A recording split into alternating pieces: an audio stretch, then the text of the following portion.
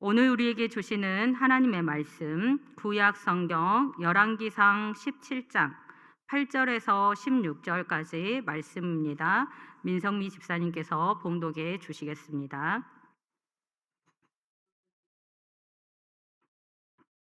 말씀이 엘리야에게 임하여 이르시되 너는 일어나 시돈에 속한 사르밧으로 가서 거기 머물라. 내가 그곳 가부에게 명령하여 네게 음식을 주게 하였으니라. 그가 일어나 사르밧으로 가서 성문에 이를 때에 한 가부가 그곳에서 나뭇가지를 줍는지라. 이에 불러 이르시되 청하건대 그릇에 물을 조금 가져다가 내가 마시게 하라. 그가 가지러 갈 때에 엘리야가 그를 불러 이르되 청하건대 내 손에 떡 한 조각을 내게로 가져오라. 그가 이르되 당신의 하나님 여호와께서 살아계심을 두고 맹세하노니 나는 떡이 없고 다만 통에 가루 한 움큼과 병에 기름 조금뿐이라. 내가 나뭇가지를 돌을 두어다가 나와 내 아들을 위하여 음식을 만들어 먹고 그 후에는 죽으리라. 엘리야가 그에게 이르시되 두려워하지 말고 가서 네 말대로 하려니와 먼저 그것으로 나를 위하여 작은 떡 한 개를 만들어 내게로 가져오고 그 후에 너와 네 아들을 위하여 만들라. 이스라엘의 하나님 여호와의 말씀이 여호와가 비를 지면에 내리는 날까지 그 통에 가루가 떨어지지 아니하고 그 병에 기름이 없어지지 아니하리라 하셨느니라. 그가 가서 엘리야의 말대로 하였더니 그와 엘리야와 그의 식구가 여러 날 먹었으나 여호와께서 엘리야를 통하여 하신 말씀같이 통에 가루가 떨어지지 아니하고 병에 기름이 없어지지 아니하니라. 아멘. 아멘. 코로나19로 인해 수많은 사람들이 죽었고 지금도 그 후유증으로 어려움을 겪는 사람들이 있습니다. 처음 코로나19가 발병하였을 때 금방 끝나리라 생각했어요. 하지만 3년 4개월이 지난 후에야 비로소 코로나가 끝났습니다. 3년 4개월이라는 시간은 우리의 삶에 크고 작은 변화를 가져왔는데요. 그 중에 하나가 바로 온라인으로 모든 것이 가능한 시대를 열었다는 것입니다. 일례로 우리가 어떤 것을 배우기 위해서는 어떤 정해진 장소로 가죠. 그런데 그 장소로 가지 않아도 온라인이라는 환경 속에서 배움이 가능한 시대가 되었습니다. 따라서 우리가 마주할 앞으로의 세상은 코로나와 같은 또 무엇이 우리의 삶을 어떻게 변화시킬지 아무도 모른다는 것입니다. 오늘 본문 말씀도 언제 어떻게 될지 모르는 상황에 놓여 있습니다. 북이스라엘 역사상 가장 악한 왕 하면 누구죠? 가장 악한 왕 누구일까요? 아합 왕이에요. 북이스라엘 역사상 가장 악한 왕이었던 아합이 다스렸던 때를 배경으로 하는데요. 아합이 다스렸던 그때에 북이스라엘은 가뭄을 만났습니다. 가뭄은 아브라함 때에도 있었고 이삭의 때에도 있었어요. 그래서 특별할 것이 하나도 없죠. 그러나 그 당시 가뭄은 이전의 가뭄과 달랐습니다. 하나님의 말씀이 없이는 가뭄이 계속 내리라는 것이었어요. 이는 곧 엘리야가 아합에게 전한 하나님의 심판의 말씀이었는데요. 여기서 우리의 관심은 가뭄이 언제 끝날 것인가 하는 것입니다. 가뭄이 길어지면 길어질수록 삶에 막대한 영향을 주기 때문입니다. 가뭄이 길어질수록 사람들의 마음은 언제 죽을지도 모른다는 두려움에 휩싸여 살아가게 될 것입니다. 그 가뭄의 영향력 아래 아합이 있습니다. 북이스라엘 사람들도 있습니다. 그리고 엘리야도 있습니다. 그런데 여러분, 엘리야는 어떤 상황에서도 죽을지도 모르는 상황 속에서 결코 두려워하지 않았습니다. 그 두려움을 이겨낼 수 있었던 한 가지 비결이 있었는데요. 그 한 가지가 무엇인지를 오늘 말씀을 통해서 살펴보도록 하겠습니다. 가뭄이 처음 시작되었을 때 엘리야는 그릿 시내가에 숨어 살았습니다. 그곳에서 까마귀들이 가져오는 떡과 고기를 먹고 시냇물을 마시며 하루하루를 살았습니다. 그런데 얼마 가지 못해서 시냇가의 물이 말라버렸습니다. 비가 내리지 않았기 때문입니다. 엘리야는 가뭄으로 인하여서 그릿 시냇가에서 다른 곳으로 이동하게 되었습니다. 9절을 다 함께 읽어볼까요? 9절 말씀입니다. 시작.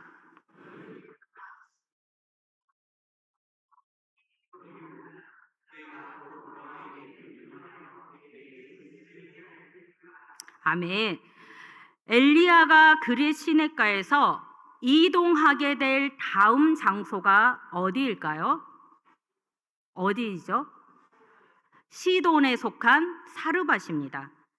그러면 엘리야가 사르밧이라는 지역에 특별한 연고가 있어서 가게 된 것일까요? 그렇지 않다라는 거예요. 하나님께서 엘리야에게 가라 말씀하셨기 때문입니다.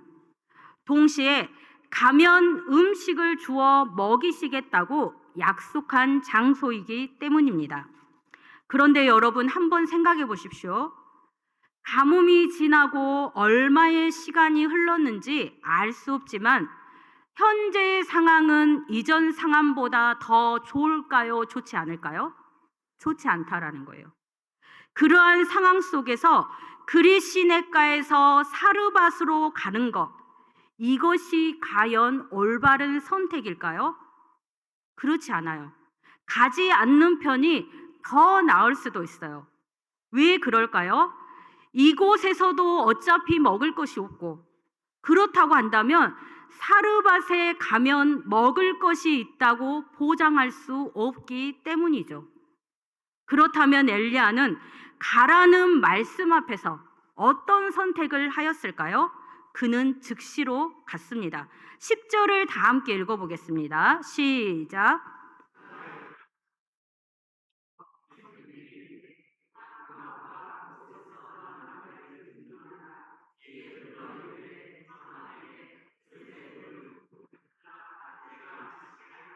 아멘. 성경을 읽으면 있잖아요. 하나님이 말씀하시면 삶 속에서 그대로 이루어진다라는 거예요. 그러니까 이 말씀을 읽을 때에 얼마나 힘이 되는지 모르겠어요. 오늘 말씀에도 보면 엘리야에게 하나님께서 가라 말씀하셨죠. 그 말씀에 엘리야는 순종하여서 사르밧으로 갔습니다. 사르밧에 가서 이런 생각을 할 수도 있겠죠. 내게 음식을 줄 가부를 못 만나면 어떻게 하지? 이렇게 생각했을 거예요. 그러나 엘리야는 그렇게 생각하지 않았어요. 가뭄의 그릿 시냇가에서 까마귀들을 통해 먹이신 하나님을 이미 경험했기 때문입니다. 그 하나님이 나를 사르밧에서도 먹이시리라는 믿음이 있었기 때문이에요. 사랑하는 여러분, 이제 가라는 하나님의 말씀 앞에서 여러분의 선택은 무엇입니까? 말씀에 순종하여 가겠습니까? 아니면 여전히 가지 않겠습니까? 우리가 선택함에 있어서 주어진 상황에 압도되면 어떠한 일이 일어나냐면 부정적인 생각이 몰려온다라는 거예요. 상황에 압도되면 부정적인 생각이 몰려와요. 그릿 시냇가에도 먹을 것이 없는데 사르밧에 가면 먹을 것이 있을까? 내게 음식을 줄 가부를 만날 수 있을까? 등등 하나님의 말씀과 반대되는 부정적인 생각들이 자꾸 떠오르게 된다는 거예요. 그래서 어떤 선택을 하는가? 결국 사르밧으로 가라는 말씀에 불순종하여 가지 않게 된다는 것입니다. 그런데 여러분, 사르밧에서 엘리야는 자신에게 음식을 줄 가부를 진짜로 만날 수 있을까요? 이런 의심이 들죠. 그러나 오늘 말씀을 읽어보니까 어떠했죠? 만났다라는 거예요. 사르밧에서 엘리야는 가부를 만났어요. 가부를 만났고 나뭇가지를 줍고 있는 가부를 보는 순간 어떤 마음이 들었냐면 하나님께서 나를 위해 예비하신 가부이구나. 그것을 단번에 알아보았다는 거예요. 단번에 알아보는 그러한 은혜가 저와 여러분에게도 있을 줄로 믿습니다. 그래서 엘리야는 그에게 먹을 축일 물과 먹을 떡을 달라고 요청한 거예요. 여기까지는 하나님이 말씀하신 대로 순적히 열렸습니다. 그런데 그 다음은요, 가부가 엘리야에게 이제 뭐가 있어야 될까요? 줄 떡이 있는가 하는 거예요. 가부가 엘리야에게 줄 떡이 있는가? 그런데 말씀을 보니까 가부는 엘리야에게 먹을 것을 도저히 줄 수 없는 형편에 있었다라는 거예요. 12절을 다 함께 읽어볼까요? 시작.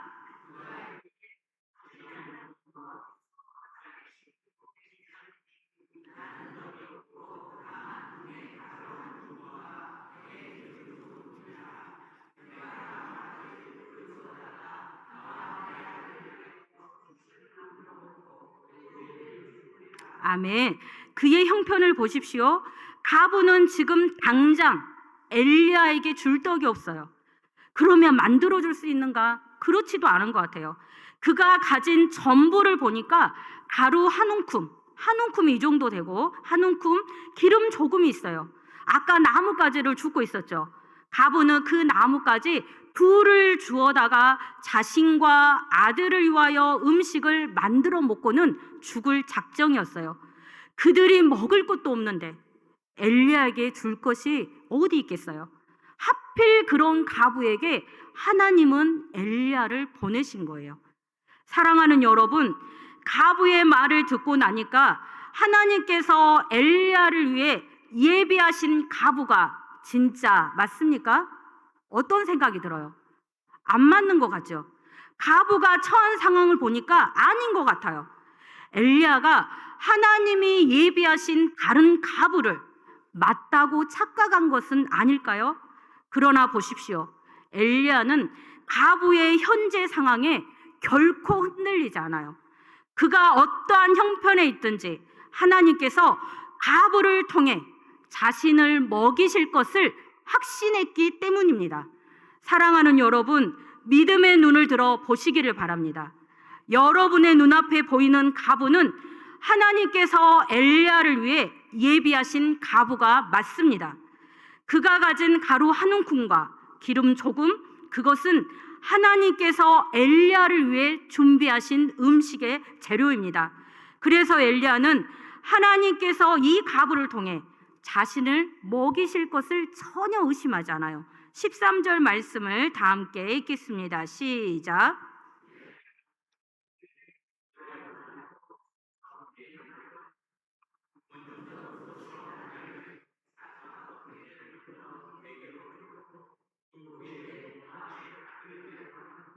아멘. 엘리야는 가부에게 두려워하지 말고 가서 작은 떡 한 개를 만들어 가져오라 명령합니다. 이 말씀이 없자면 가부의 귀에 거슬릴 수도 있어요. 마지막 음식 만들어 먹고 죽을 작정이었는데 그런 자신에게 음식을 달라고 하니 도저히 이해가 되지 않죠. 하지만 마음이 불편해도 말씀을 끝까지 들을 수 있는 은혜가 있으시기를 바랍니다. 말씀에 순종하는 자에게 하나님의 축복이 임할 것이기 때문이에요. 14절을 한번 이어서 읽겠습니다. 시작.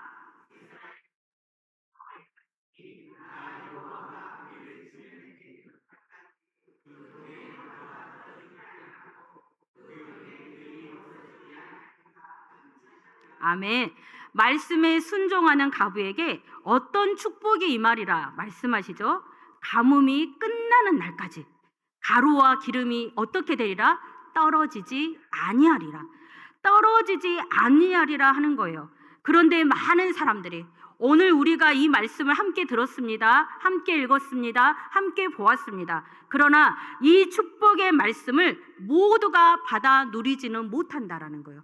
이 축복의 말씀을 읽는 순간 그래, 나도 이 축복의 말씀의 주인공이 돼야지 그렇게 생각하지만 현실에서는 이 말씀을 모두가 취하지 못해요. 왜 그런가? 말씀에 순종하지 못하기 때문이에요. 그래서 이 축복의 말씀을 취하기 위해서는 우리가 먼저 해야 할 일이 무엇이죠? 말씀에 순종하는 거. 말씀에 순종해야지만 이 축복의 말씀을 받아 누리는 줄로 믿습니다. 가부는 그렇다면 엘리야의 말에 순종했을까요? 즉시 순종했어요. 15절을 다 함께 읽어볼까요? 시작. 그가 가서 엘리야의 말대로 하였더니, 여기까지만 읽겠습니다.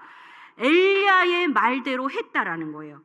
엘리야의 말대로 작은 떡 한 개를 만들어 엘리야에게 주었습니다. 보십시오. 말씀을 들음을 통하여서, 말씀 듣기 전에는 가루 한 움큼 기름 조금을 가지고 어떻게 하려고 했죠? 나와 아들을 위하여 떡을 만들리라, 이렇게 생각했죠. 그러나 말씀을 듣고 난 후에 그가 어떻게 했죠? 엘리야의 말대로 작은 떡 한 개를 만들어 어떻게 했다라는 거예요? 가져왔다라는 거예요. 알겠죠? 말씀을 듣고 난 이후에 그의 마음을 하나님께서 바꾸어 주신 거예요. 어떻게 하도록?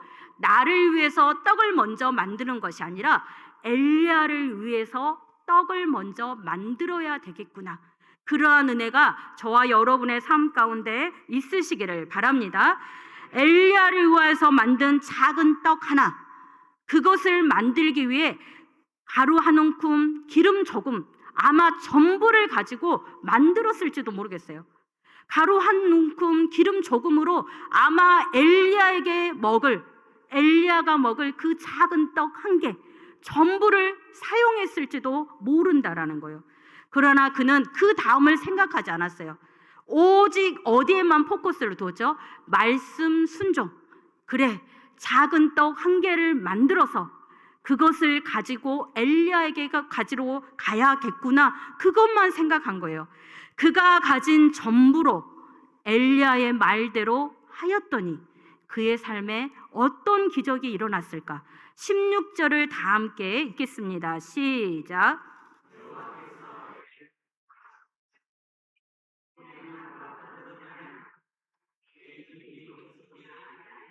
아멘. 엘리야의 말대로 순종하였더니, 순종의 결과가 무엇인가? 엘리야를 통하여 하신 말씀같이 통의 가루가 떨어지지 아니하고 병의 기름이 없어지지 않는 그러한 기적이 일어났다라는 거예요.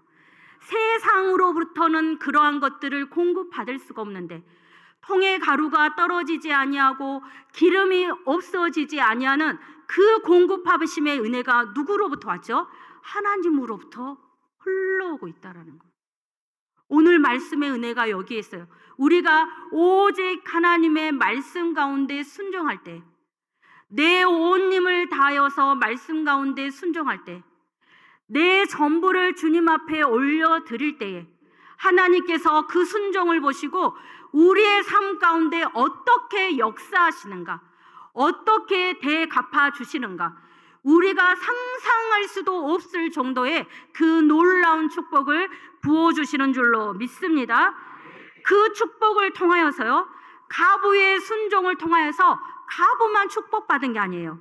누구도 축복을 받았는가? 그의 식구도, 아들도 축복을 받았어요. 엘리야도 함께 축복을 받아 누렸다라는 거예요.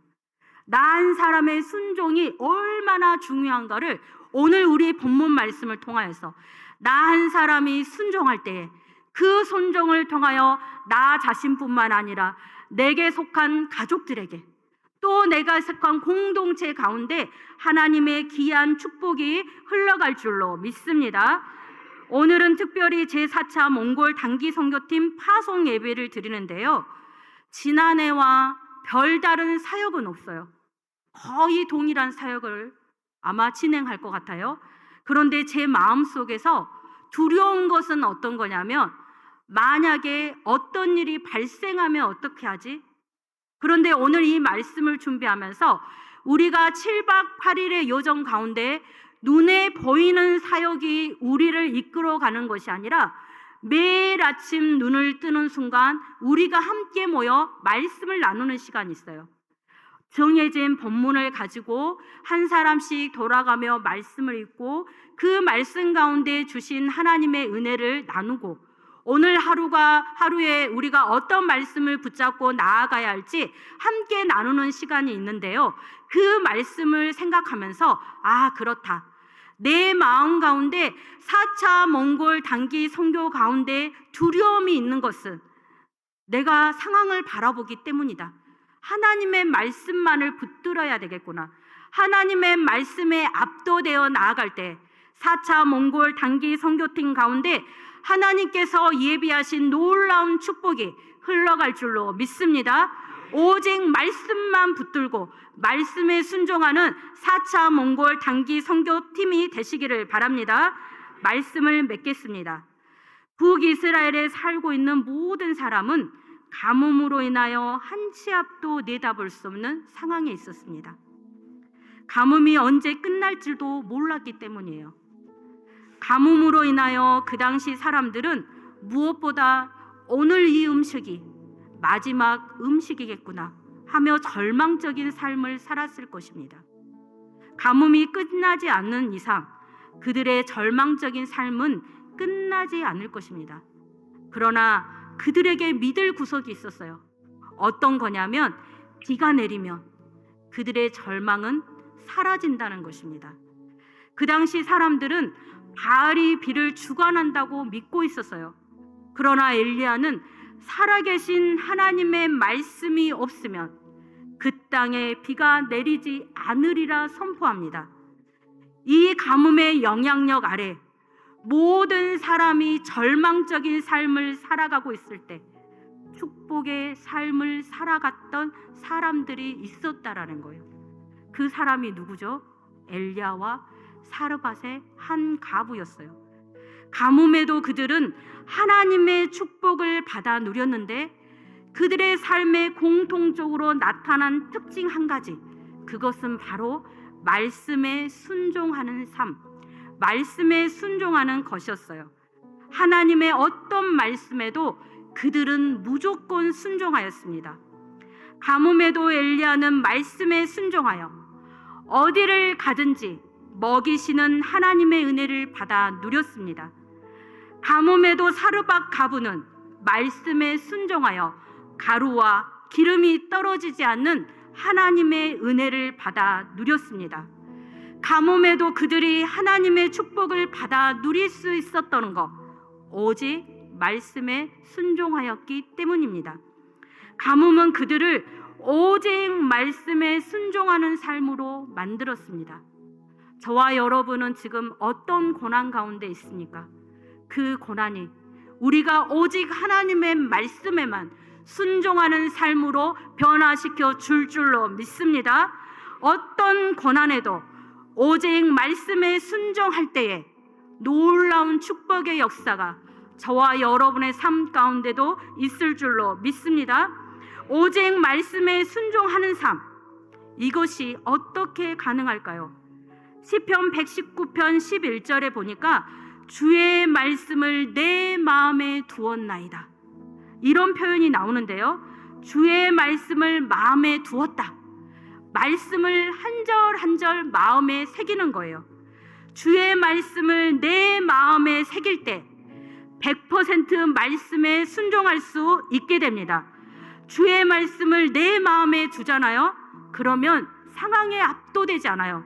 하나님의 말씀과 반대되는 만약의 경우를 생각하지 않아요. 말씀에 압도되어 오직 말씀에 100% 순종하는 삶을 살아가시기를 바랍니다. 말씀에 100% 순종하여 살아갈 때에 예비하신 만남의 축복을 받게 될 줄로 믿습니다. 말씀에 100% 순종하여 살아갈 때에 어떤 상황에서도 마르지 않는 하나님의 축복을 받아 누릴 줄로 믿습니다.